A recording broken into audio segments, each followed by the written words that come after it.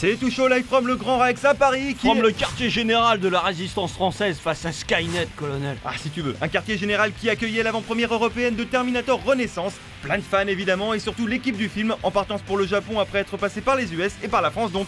L'occasion de leur demander Plein de trucs. Est-ce que Schwarzy est dans le film? Comment John Connor et Cal Reese vont se rencontrer? Qui est Marcus Wright? Non. Terminator racontant la guerre entre l'homme et la machine, on leur a plutôt demandé si dans une machine promo aussi énorme, on ne risque pas de perdre un peu de son humanité. Absolutely, yeah. No, it's you can lose yourself very quickly doing this kind of stuff. Well, you have to stay in touch with your humanity, and you have to stay in touch with the idea that story comes first, and you can't let the promotional machine of Hollywood get in the way of quality storytelling. And that's why you bring in people like Danny Elfman to write the music, people like Christian Bale to star in the film, to show that you mean business and that you aim to make the best film possible. That's a great question, actually. That's a really good question. Shit.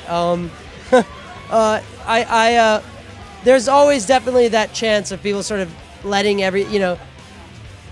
letting this be more important than other things. But I think that the best thing you can do is just always keep in mind that the most important thing is the work, you know? T'es chiant avec tes questions compliquées. Moi, je voulais juste un message pour les résistants qui, comme moi, combattent les machines. Non, c'est bon, les voilà tes messages. The French resistance, and we're going against Skynet? Yeah. God, I have nothing clever. Keep it going, keep it strong, hold down the fort, things of that sort, you know? Keep fighting against Skynet. They're horrible.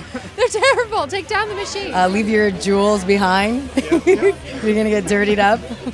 Vous inquiétez pas, colonel, on va leur botter le cul au Terminator. À moins qu'ils aient déjà infiltré la minute. Quoi? Oh la vache!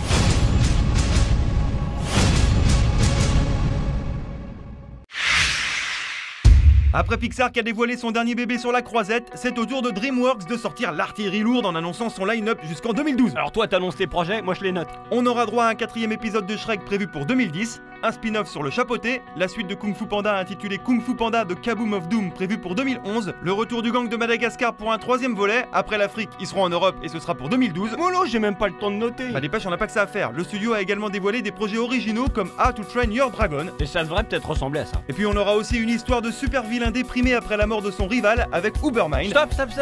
Tu sais quoi? Je vais plutôt jeter un œil sur le site. On a fait une news. On se calme. On répondra à tout le monde. C'est le courrier des internautes. L'élu du jour est un certain Arnaud 439 qui nous demande d'abord des news sur l'adaptation de Sur la route de Jack Kerouac et ensuite des infos sur le film La route. Eh ben, je comprends pas trop bien, il vous pose 2 fois la même question. Mais non, sache cher Arnaud 439 que depuis 2005, on était là sans nouvelles de l'adaptation du roman culte de Jack Kerouac. Aux dernières infos, c'était Walter Salles, l'auteur du récent Une famille brésilienne qui devait être derrière la caméra et à la production, rien de moins que Francis Ford Coppola.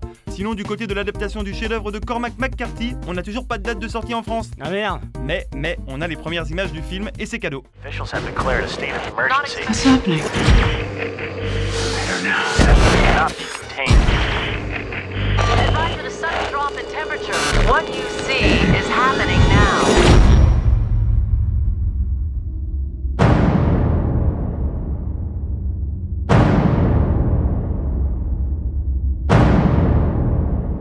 How many people do you think are still alive? In the world? Not very many. Vous entrez dans une nouvelle dimension, une dimension où les films de cinéma ne sortent pas au cinéma, où la pellicule n'est plus vraiment de la pellicule, une dimension que l'on nomme.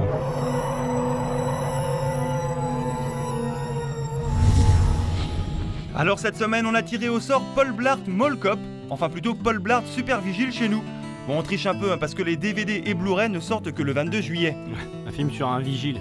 Bah des fois, grosse voix, j'ai des gros doutes sur tes choix. Ok, c'est vrai que c'est plutôt calibré pour le public US. Hein. D'ailleurs, il s'y est pas trompé puisque le film a fait un véritable carton au box-office avec 180 millions de dollars de recettes au compteur.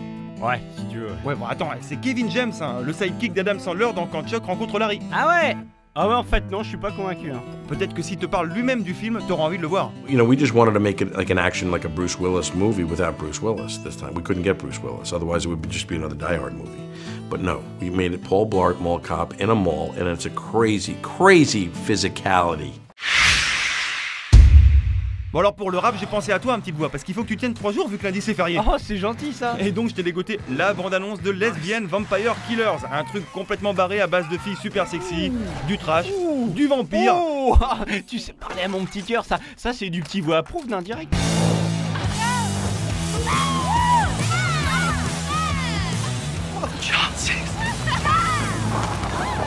These girls are all going to the exact same cottage that we are! Trudy, massive tits, never speaks. I love hiking! One film has it all. Vampires, killers, lesbians, and the name of this incredible movie: Lesbian vampire killers.